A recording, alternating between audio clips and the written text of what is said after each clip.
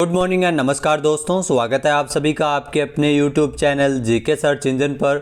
आज है 10 जनवरी और 10 जनवरी से रिलेटेड राजस्थान करंट अफेयर्स के जितने भी इंपॉर्टेंट क्वेश्चन हैं सभी हम इस वीडियो में डिस्कस करने वाले हैं।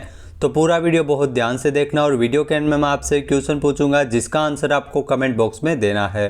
कल के वीडियो में मैंने आपसे क्वेश्चन पूछा था जो था हाल ही में जयपुर और जोधपुर की तर्ज पर राजस्थान के किस जिले में खेल विद्यालय खोला जाएगा। तो राजस्थान के उदयपुर में खेल विद्यालय की स्थापना की जाएगी, यानी कि ए ऑप्शन इसका बिल्कुल सही था। जिन दोस्तों ने ए ऑप्शन कमेंट बॉक्स में सही जवाब दिया था उनको हार्दिक शुभकामनाएं। राजस्थान में राज्य स्तरीय जनजातीय खेलकूद प्रतियोगिता 5 जनवरी को उदयपुर के गांधी मैदान में हुई थी। मुख्यमंत्री अशोक गहलोत ने इस प्रतियोगिता का उद्घाटन किया था और इसी अवसर पर सीएम अशोक गहलोत ने जयपुर और जोधपुर की तर्ज पर उदयपुर में भी स्पोर्ट्स स्कूल खोले जाने की घोषणा की है। उन्होंने जनजातीय खिलाड़ियों के लिए 1 महीने का विशेष ग्रीष्मकालीन प्रशिक्षण शिविर भी प्रारंभ किए जाने की घोषणा की है। तो उदयपुर में एक खेल विद्यालय खोला जाएगा। तो चलिए स्टार्ट करते हैं आज के करंट अफेयर्स। पहला क्वेश्चन है, हाल ही में राजस्थान के जयपुर, जोधपुर और उदयपुर में 5G सेवाओं की शुरुआत कब से की गई है। तो राजस्थान के जयपुर, जोधपुर और उदयपुर में 5G इंटरनेट सेवाएं हैं जो जियो के द्वारा शुरू हुई है और इसकी शुरुआत सीएम अशोक गहलोत द्वारा 7 जनवरी से की गई है, यानी कि ए ऑप्शन इसका बिल्कुल सही है। आइए जानते हैं इंपॉर्टेंट फैक्ट्स। तो राजस्थान के 3 शहरों में 5G सेवाएं हैं वो लॉन्च की गई है। 7 जनवरी 2023 को जयपुर, जोधपुर और उदयपुर में 5G सेवाओं की शुरुआत हुई है। मुख्यमंत्री अशोक गहलोत द्वारा जयपुर से वर्चुअल रूप से इसका शुभारंभ किया गया था। नेटवर्क प्रोवाइडर कंपनी है 5G के लिए रिलायंस जियो। इससे पहले भी रिलायंस जियो के द्वारा राजसमंद में नाथद्वारा मंदिर से इसकी औपचारिक रूप से शुभारंभ भी किया गया था। इसी के साथ ही सीएम अशोक गहलोत द्वारा जियो ग्लास और कम्युनिटी क्लिनिक उत्पादन का भी शुभारंभ किया है। जियो ग्लास को जियो कंपनी का पहला स्मार्ट ग्लास है। इसका मुख्य उद्देश्य 3D अवतार, होलोग्राफिक कंटेंट और सामान्य वीडियो कॉन्फ्रेंसिंग के अनुभव को अधिक इंटरेक्टिव बनाना है। 75 ग्राम के वजन के जियो ग्लास जो वर्चुअल वर्ल्ड में बातचीत को बेहतर बनाने के लिए 3D अवतारों का ये प्रयोग करता है। इसमें आपको पर्सनलाइज्ड ऑडियो और 3D होलोग्राम जैसे ऑप्शन कई दिए जाते हैं। नेक्स्ट है, हाल ही में नेहरू युवा केंद्र संगठन राजस्थान में राज्य निदेशक कौन बने हैं।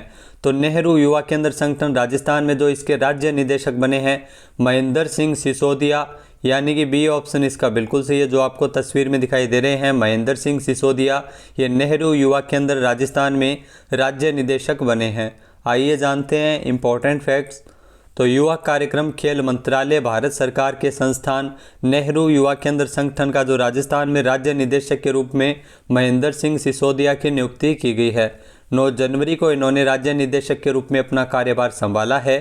नेहरू युवा केंद्र दिल्ली के निदेशक है डॉक्टर भुवनेश जैन।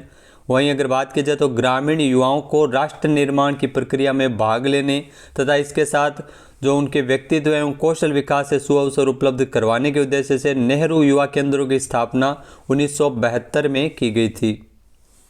नेक्स्ट है, राजस्थान विधानसभा में देश के विधायी मंडलों के पीठासीन अधिकारियों का अखिल भारतीय सम्मेलन किसकी अध्यक्षता में आयोजित किया जाएगा। तो मोस्ट इंपॉर्टेंट क्वेश्चन है, राजस्थान विधानसभा जयपुर में जो देश के विधान मंडलों का जो पीठासन अधिकारियों का अखिल भारतीय सम्मेलन है और इसकी अध्यक्षता की जाएगी ओम बिड़ला के द्वारा, यानी कि सी ऑप्शन इसका बिल्कुल सही है। लोकसभा अध्यक्ष ओम बिड़ला के द्वारा इस पीठासीन अधिकारियों के अखिल भारतीय सम्मेलन की अध्यक्षता की जाएगी। आइए जानते हैं इंपॉर्टेंट फैक्ट्स। तो राजस्थान विधानसभा में 11 और 12 जनवरी को 83वां अखिल भारतीय विधानमंडलों का सम्मेलन होने जा रहा है। इस सम्मेलन का उद्घाटन 11 जनवरी को प्रातः 10:30 बजे उपराष्ट्रपति जगदीप धनखड़ और लोकसभा अध्यक्ष ओम बिड़ला के द्वारा किया जाएगा। यह सम्मेलन लोकसभा अध्यक्ष ओम बिड़ला की अध्यक्षता में विधानसभा में आयोजित किया जाएगा राजस्थान विधानसभा में, जिसमें कई मुद्दों पर चर्चा होगी। राजस्थान को इस सम्मेलन के जो आयोजन का मौका है वो 11 वर्ष बाद मिला है। यहाँ राजस्थान में पीठासीन अधिकारियों का जो इससे पहले चौथा सम्मेलन जो 76वां अखिल भारतीय पीठासीन अधिकारी सम्मेलन 21 से लेकर 22 सितंबर 2011 को जयपुर में आयोजित किया गया था। तो 11 साल बाद इसका आयोजन है वो एक बार फिर से आयोजित किया जा रहा है। स्टैंडिंग कमेटी के जो बैठक सचिवों का सम्मेलन है वो 10 जनवरी को शुरू हुआ है। नेक्स्ट है, राजस्थान पत्रिका समूह के सृजनात्मक साहित्य पुरस्कारों के तहत कहानी में पहला पुरस्कार किसे दिया गया है? तो ये भी मोस्ट इंपॉर्टेंट क्वेश्चन है, जरूर यहाँ से क्वेश्चन एग्जाम में आएगा। तो राजस्थान पत्रिका समूह के सृजनात्मक साहित्य पुरस्कारों के तहत कहानी में पहला पुरस्कार दिया गया है रविदत्त मोहता को, यानी कि ए ऑप्शन यहाँ पर बिल्कुल सही है। पंडित झाबरमल जो स्मृति व्याख्यान माला का भी हाल ही में आयोजन किया गया था और इसी अवसर पर सृजनात्मक साहित्य पुरस्कार एवं पत्रकारिता पुरस्कारों की घोषणा की गई थी, जिसमें कहानी के अंतर्गत जो पहला पुरस्कार है वो रविदत्त मोहता को मिला है। आइए जानते हैं इंपॉर्टेंट फैक्ट्स। तो सृजनात्मक साहित्य पुरस्कारों के तहत कहानी में पहला पुरस्कार जोधपुर से है रविदत्त मोहता, जिनकी कहानी गुमशुदा के लिए पुरस्कार दिया गया है। इसके अलावा कविता में पहला पुरस्कार किसे मिला है ये भी आपको ध्यान में रखना है। बूंदी के दिनेश विजयवर्गीय की जो कविता 80 पार के बुजुर्ग को मिला है। तो बूंदी के दिनेश विजयवर्गीय जिनको कविता के अंतर्गत पहला पुरस्कार है वो सृजनात्मक साहित्य पुरस्कारों में दिया गया है, और कहानी में प्रथम पुरस्कार मिला है गुमशुदा जो कहानी है रविदत्त मोहता की। ये कहानी और कविताएं पत्रिका समूह के परिशिष्टों में 2022 के दौरान प्रकाशित की गई थी।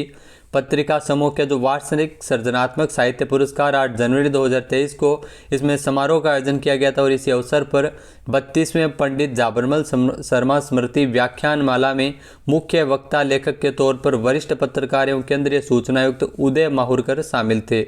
पत्रकार समूह हर साल पत्रकारिता की विभिन्न विधाओं में पत्रकारों को अलग अलग श्रेणियों में सम्मानित करता है। पंडित झाबरमल शर्मा की स्मृति में 1992 से शुरू हुई व्याख्यानमाला को देश के वरिष्ठ पत्रकार, चिंतक एवं प्रबुद्धजन इसमें संबोधित करते रहे हैं। नेक्स्ट है, राजस्थान के किस जिले के भगवती सोनी का चयन youth for universal and voluntary action युवा की ओर से विमेन आइकन अवार्ड के लिए किया गया है? तो भगवती सोनी का संबंध है वो राजस्थान के बीकानेर से है, यानी सी ऑप्शन इसका बिल्कुल सही है। आइए जानते हैं इंपॉर्टेंट फैक्ट्स। तो आपको बता दें कि youth for universal and voluntary action युवा की ओर से विमेन आइकन अवार्ड के लिए बीकानेर के भगवती सोनी का चयन किया गया है। भगवती सोनी वर्तमान में राजकीय उच्च माध्यमिक विद्यालय सियासर पंचकोसा खाजूवाला में व्याख्याता के पद पर कार्यरत है। नेक्स्ट है, हाल ही में सूचना एवं जनसंपर्क विभाग के किस ऐप का लोकार्पण मुख्यमंत्री अशोक गहलोत द्वारा राजस्थान में किया गया था? तो ये ध्यान रखना बहुत ही महत्वपूर्ण प्रश्न है। सूजस ऐप का लोकार्पण हाल ही में हुआ था, यानी कि ए ऑप्शन इसका बिल्कुल सही है। आइए जानते हैं इंपॉर्टेंट फैक्ट्स। तो हाल ही में मुख्यमंत्री अशोक गहलोत ने 17 दिसंबर को राज्य सरकार के 4 साल पूरे होने के अवसर पर जयपुर के जवाहर कला केंद्र में आयोजित समारोह के दौरान राज्य स्तरीय विकास प्रदर्शनी का उद्घाटन किया था, और इसी अवसर पर सूचना एवं जनसंपर्क विभाग के सूजस ऐप, सूजस बुलेटिन, सूजस ई बुलेटिन और सूजस पॉडकास्ट आवाज़ का भी लोकार्पण किया था। तो सूजस ऐप और पोर्टल से काफ़ी सारे क्वेश्चन बनते हैं, तो इसका लोकार्पण किया गया था 17 दिसंबर को। साथ ही साथ 25 विभागों की जो सभी स्टॉल्स पर जाकर विभागों के द्वारा करवाए गए कार्यों, विकास कार्यों, उपलब्धियों, नवाचारों का अवलोकन भी सीएम अशोक गहलोत द्वारा किया गया था। नेक्स्ट है, हाल ही में जयपुर पिंक पैंथर्स की टीम ने किस टीम को हराते हुए प्रो कबड्डी लीग 2022 का खिताब जीता है? तो जयपुर पिंक पैंथर्स है जो प्रो कबड्डी लीग का खिताब जीत चुकी है, और इस टीम ने पुणेरी पलटन को हराते हुए खिताब जीता है, यानी कि ए ऑप्शन यहाँ पर बिल्कुल सही है। आइए जानते हैं इंपॉर्टेंट फैक्ट्स। तो PKL 2022-23 यानी विवो प्रो कबड्डी लीग का नवा सीजन है जो इस साल 7 अक्टूबर 2022 से शुरू हुआ था, और 17 दिसंबर को इसका फाइनल मैच खेला गया था, जिसमें जयपुर पिंक पैंथर्स की टीम ने पुणेरी पलटन को 4 अंकों से हराया था। जी हाँ, फाइनल मुकाबले ने जो जयपुर पिंक पैंथर्स की टीम ने पुणेरी पलटन को 33-29 से हराते हुए खिताब जीता है। जयपुर की टीम का ये दूसरा प्रो कबड्डी लीग का खिताब है। इससे पहले जयपुर ने प्रो कबड्डी लीग के सबसे पहले सीजन में यू मुंबा को हराते हुए खिताब जीता था। जी हाँ, जयपुर ने 8 साल बाद PKL यानी प्रो कबड्डी लीग का खिताब जीता है। इस टूर्नामेंट की जो पहली विजेता ने दूसरी बार इस ट्रॉफी को जीता है, यानी इसे पहले भी जीत चुकी है। पहली बार जब आयोजित हुए थे, जयपुर पिंक पैंथर्स ने 1 से ज़्यादा खिताब जीतने वाली यह दूसरी टीम बन गई है, जबकि पटना पायरेट्स लगातार 3 खिताब अपने नाम किए हैं। जयपुर पिंक पैंथर्स का जो मालिक है, मालिकाना हक एक्टर अभिषेक बच्चन के पास है। नेक्स्ट है, हाल ही में 13वें राजस्थान ऊर्जा संरक्षण पुरस्कार समारोह का आयोजन है वो कब किया गया था? तो 13वें राजस्थान ऊर्जा संरक्षण पुरस्कार समारोह का आयोजन है वो 14 दिसंबर को किया गया था, यानी कि बी ऑप्शन यहाँ पर बिल्कुल सही है। आइए जानते हैं इम्पोर्टेंट फैक्ट्स। तो ऊर्जा मंत्री भंवर सिंह भाटी की मुख्य आतिथ्य में राष्ट्रीय ऊर्जा संरक्षण दिवस के अवसर पर 14 दिसंबर को प्रदेश में 13वें राजस्थान ऊर्जा संरक्षण पुरस्कार समारोह का आयोजन किया गया था।